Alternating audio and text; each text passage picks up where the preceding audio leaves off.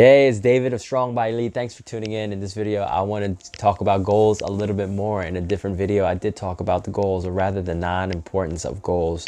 There are some people out there who operate better day to day without having goals because they focus on the day to day. They might not look at goals from a long-term standpoint. They might look and focus more on the tactical things. What can they do right now?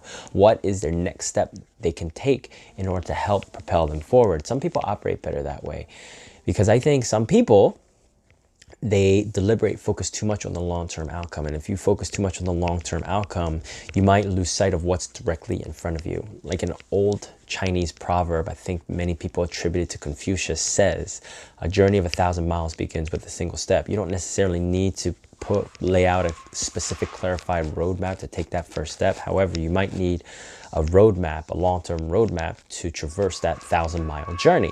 I'm not discouraging anyone from creating goals. In fact, I think everyone should have goals at some point in their fitness journey. And I think if you have an overarching goal, it can help motivate you long term. The things that are going to motivate you short term are the short term actions and the results that you're seeing by having the long term goals. There are people who have goals for the sake of having goals, and creating more goals for these people is only going to do them an injustice.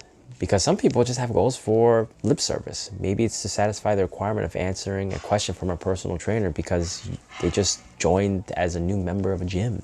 They want to shut the personal trainer up, give them lip service, not be a mean person, not be a butthole by saying, I don't have any goals. I guess it really starts with the mentality. Number one, being truthful and accepting, if you have goals, that what your intentions are about those goals. You have to be ready to achieve those goals. And I think that is really the start of goal achievement. If you're ready, then you're ready and willing to accept the challenges and compromises involved with changing your behaviors and your lifestyle. I think that's number one. And I think that is really the key differentiating factor between people who can actually stick to something long term and those who are one and done type of people, or they're on a roller coaster. Now, if you do want to set goals, I think it's very important you follow a framework. There are plenty of frameworks out there. The framework that I'm going to introduce you to today is a very tried and true framework that even my bachelor's degree in nutrition at New York University taught me. That is the SMART framework. It's very common, very well known. SMART, S-M-A-R-T. S means specific.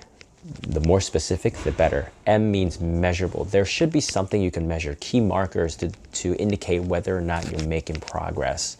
It should also be attainable. I mean, it should be something that you can achieve physically, mentally, emotionally. If you don't have 100 pounds to lose, yet you want to lose 100 pounds, that's not attainable. It's not realistic either. R means realistic. Is it realistic for you to do this? Does your schedule allow you to achieve these goals? Does your lifestyle allow you to achieve these goals? And finally, time-based. Try to give yourself a timeline. I think there is a reason, a real reason, a logical basis as to why jobs, schools give you deadlines, because deadlines can motivate a vast majority of people. It motivates more people than it doesn't. If you can give yourself a deadline such as, I don't know, a wedding, the summer, that is going to increase your chances. Those are going to increase your chances of reaching those goals. SMART, S-M-A-R-T. I think that's a good framework. An example could be, I want to lose 25 pounds in 6 months by going to the gym 5 days per week for an hour per day. 3 of those days will be resistance training. 2 of those days will be cardio. 1 of those days I'll be working with a personal trainer. That can be one goal. And of course, you can make as many goals as you want, but don't get too bogged down. How many goals are good? Maybe 3. 3 to 5 goals can be good. Try to break them down as much as you can using the SMART framework.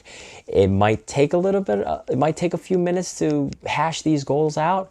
But I think if you can hash these goals out and it gives you some sense of clarity and you're mentally ready to accept the challenges and compromises, then you're going to be so far ahead of the curve. And I think the chances of you succeeding are great. All right? So go out there, and I'm not discouraging anyone from not having goals. In fact, have goals, but don't lose sight of what's in front of you. I'm in front of you. Your goals are in front of you.